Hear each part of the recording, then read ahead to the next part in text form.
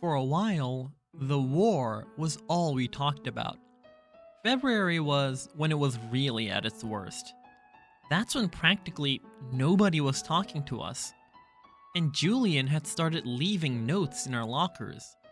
The notes to Jack were stupid, like, "You stink, big cheese," and "Nobody likes you anymore." I got notes like "freak," and another that said, "Get out of our school, orc." Summer thought we should report the notes to Miss Rubin, who was the middle school dean, or even Mr. Tushman, but we thought that would be like snitching. Anyway, it's not like we didn't leave notes too, though ours weren't really mean, they were kind of funny and sarcastic. One was, "You're so pretty, Julian, I love you, will you marry me? Love, Bula." Another was, "Love your hair, XOX, Bula." Another was, "You're a babe, tickle my feet, XO, Bula."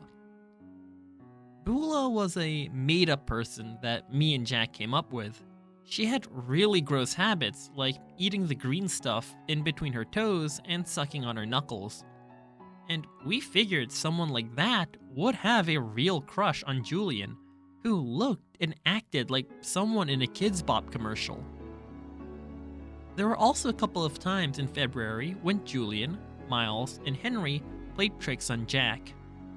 They didn't play tricks on me, I think, because they knew if they got caught bullying me, it would be big-time trouble for them. Jack, they figured, was an easier target. So one time, they stole his gym shorts and played Monkey in the Middle with them in the locker room. Another time, Miles, who sat next to Jack in homeroom, swiped Jack's worksheet off his desk, crumpled it into a ball, and tossed it to Julian across the room. This wouldn't have happened if Miss Petosa had been there, of course, but there was a substitute teacher that day, and subs never really know what's going on.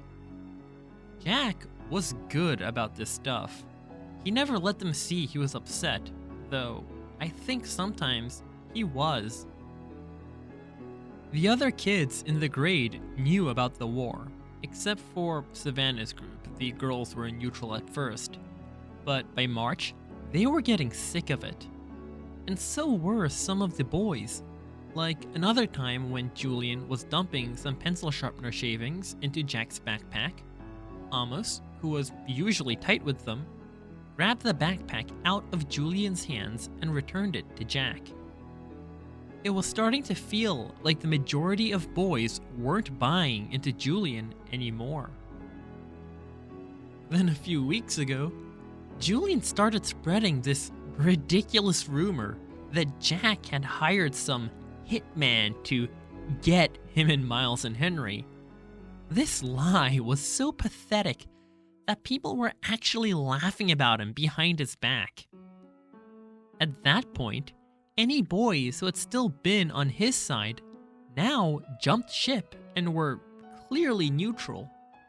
So by the end of March, only Miles and Henry were on Julian's side. And I think even they were getting tired of the war by then. I'm pretty sure everyone stopped playing the Plague game behind my back too. No one really cringes if I bump into them anymore, and people borrow my pencils without acting like the pencil has cooties. People even joke around with me now sometimes. Like the other day, I saw Maya writing a note to Ellie on a piece of Ugly Doll stationery. And I don't know why, but I just kind of randomly said, "Did you know the guy who created the Ugly Dolls based them on me?" Maya looked at me with her eyes wide open like she totally believed me.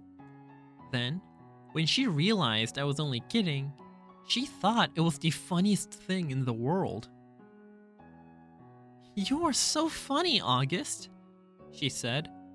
And then she told Ellie and some of the other girls what I had just said, and they all thought it was funny too.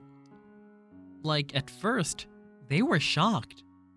But then, when they saw I was laughing about it, they knew it was okay to laugh about it too. And the next day, I found a little ugly doll keychain sitting on my chair with a nice little note from Maya said, "For the nicest Auggie doll in the world, XO Maya." 6 months ago, stuff like that would never have happened. But now, it happens more and more. Also, people have been really nice about the hearing aids I started wearing.